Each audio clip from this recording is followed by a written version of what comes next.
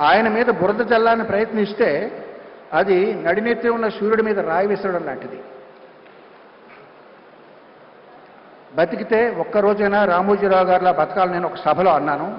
ఇప్పుడు అనేది ఏంటంటే మరణించినా ఆయనలాగే మరణించాలి. ఎందుకంటే కురుక్షేత్ర సంగ్రామంలో భీష్ముడు తన మరణాన్ని, తన మృత్యుని ఆపి ఉత్తరాయణం వచ్చే వరకు కూడా దాన్ని నిగ్రహించి ఆపారు. ఆయనే ఆపారు. ఆయన అదేవిధంగా తను ఎంతో ప్రేమించే ఆంధ్రప్రదేశ్ కబంధ హస్తాల్లోంచి బయటపడడం ఆయన కళ్ళారా చూసి అప్పుడు నిష్క్రమించారు.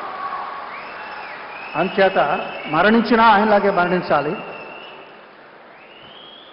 ఆయన ఫోటో మా పూజ గదిలో ఉంటుందండి. ఎందుకంటే ఆయన దేవుణ్ణి నమ్మరు.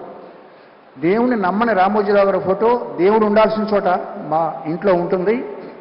ఎంతోమంది జీవితాల్లో వెలుగులు నింపిన ఆయన స్ఫూర్తి నా గుండెలో చిరకాలం ఉంటుంది.